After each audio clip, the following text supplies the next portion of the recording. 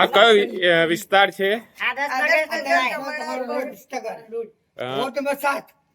શું પ્રશ્ન છે તમારો? તો તમારે જાતે કેમ સાફ કરવી પડી?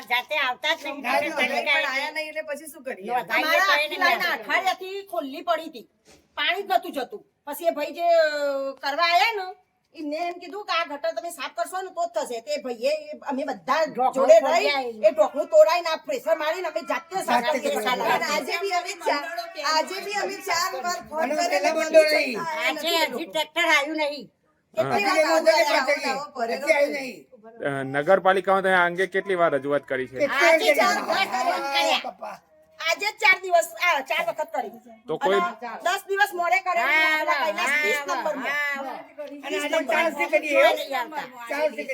4 વર્ષથી અને લાઈન લખીએ ને ત્યાંથી આ ગટર આ લાઈનમાં કદી સાફ નથી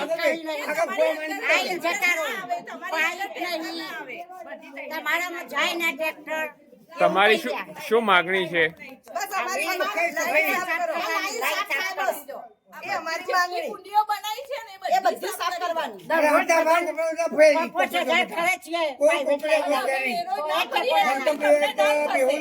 વેરો ભરો છો બધા?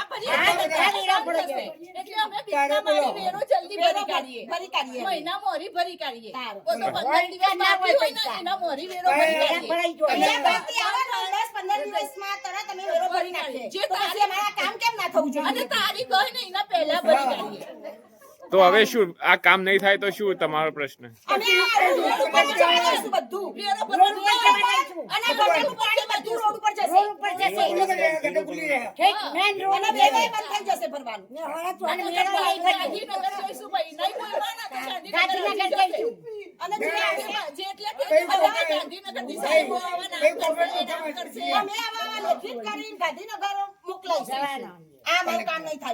તમારા નગર સેવકે શું કહ્યું?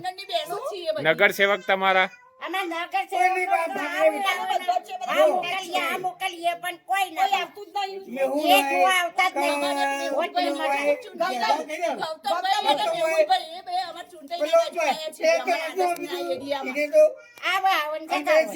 અમે દર વર્ષે એવોને ચૂંટણી આલીએ છીએ ને એવોને જીતાડીએ વોટ આપીએ. આ વખતે તો વોટ જ નહીં આપવાનો ને.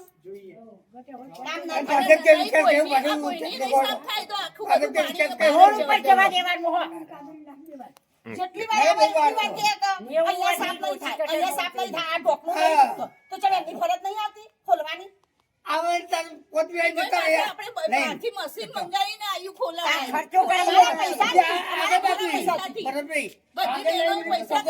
ગટર ખોલાવી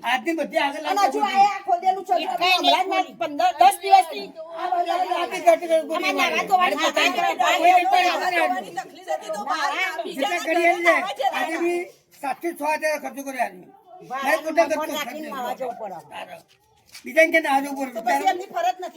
તો આના લીધે શું તકલીફો પડ્યું તમારે? બીમાર પડો આ મોટા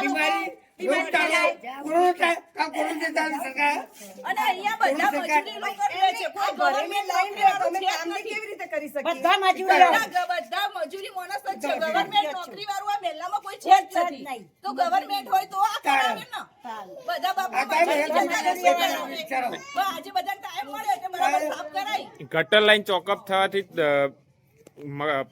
બાથરૂમમાં પાડે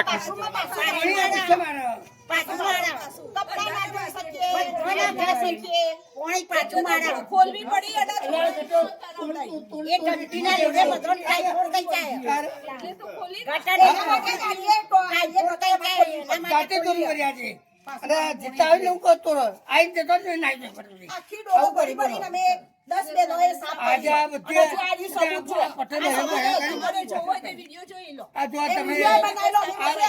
તમે મોકલજો. આ પટેલ તમે આખો કલેક્ટર